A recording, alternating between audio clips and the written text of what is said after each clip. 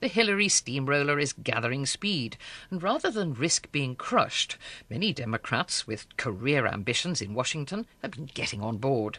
Justin Webb's been spending time with them, or trying to. Annie doesn't return our calls anymore. We did send her a dinner invitation, but the night came and went, and Annie didn't. When we telephoned the family home to find out what had happened, her embarrassed husband admitted he'd never even been told that the pleasure of their company had been requested. In fact, he wasn't told much these days, he said. He confided that there were nights when he'd dress his young children in their pyjamas, bundle them into the car, and take them downtown into Annie's office so that they could see their mother before bed. These are children who used to have schedules like cabinet ministers, full of meetings and appearances, with the parents acting as senior civil servants, smoothing the way between playgroups and music practice and swimming lessons. Now, not to put too fine a point on it, they've been dumped. Nannies keep them fed and watered and played with, but parental quality time has been sacrificed. Annie, of course that's not her real name, but she exists, and I suspect there are hundreds like her. Annie is busy making money, but not for herself. In fact, we discover she's not asking for a salary at the moment. It wouldn't seem right. Annie is devoting all her time and energy, all her daylight hours, and some of the nighttime ones, gratis, to raising money for Hillary Clinton. Fundraising is an American art form. People who are very good at it are aristocrats in this town, talked of in hushed and admiring terms, and depended on by politicians who remember, or have people who remember, the sums involved, the TV adverts paid for, and the votes bought. During a brief and rather strained meeting a few days ago, I asked Annie what she was hoping for by way of reward when President Hillary Clinton takes over in January 2009. Ambassador to Togo, I suggested. The atmosphere froze. I think Annie has her eye on Rome. And she may make it. Or if not Rome, then a White House pass and a job as head of outreach to this or that or the other segment of the community. A job that allows you to say, I work at the White House, I am in the administration. A job that is the desire of almost all Washingtonians.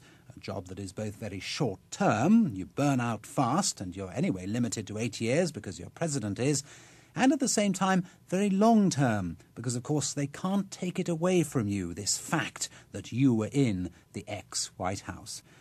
The point is that none of this will be available to you, even as a Democrat, come the inauguration of 2009, if you didn't work for Hillary. That is the message that's unmistakably imprinted on the minds of those who have wavered. This election is being sewn up by a team of hard-nosed big-money brokers in the splashily wealthy salons of Georgetown, Washington's equivalent of Chelsea, where the streets are cobbled, the houses are painted pinks and yellows, and the gardens are tended daily by teams of Mexican manicurists. This is where Cindy calls Daisy, who once raised a cool $1 million for someone by getting a bunch of wealthy lawyers in a hotel ballroom and charging them $10,000 each for surf and turf. Cindy, who's already on the campaign, tells Daisy is probably resting on a chaise longue only 3 doors down the street, I've spoken to Hillary, or to someone close to her, and we must have you on board. Daisy rather fancies the dashing young challenger Barack Obama, fancies him literally and metaphorically, but is now reeled in by the thought of the social exclusion that could result if Hillary were to win and acts of disloyalty were to be punished. The upshot is that the Hillary campaign is the biggest show in town by a long, long way. She reeks of money and power. A recent party for Hillary people, a book launch, was held at the Corcoran Art Gallery in the centre of Washington, literally across the road from the White House. Wonderful news. Part of the proceeds from the book sales were going to this already staggeringly well-endowed gallery. This in a city where infant mortality is at third world levels. You wonder whether the Clinton team, drunk on money, have slightly lost sight of the bigger picture. But the party ended with a precious reminder of how this steamroller could still be stopped, tipped unceremoniously on one side. Bored with the icy, distant small talk of the Hillary women, my wife and I came across one of the big male characters of the previous Clinton White House. I introduced Sarah. "Your wife," he grinned. "Surely your daughter." Ah, how refreshing. Hillary's women think they have it sewn up, but not everyone is fully on message. Bill and his charming, lascivious buddies could still, gloriously, cock it all up. No amount of money can alter that fact.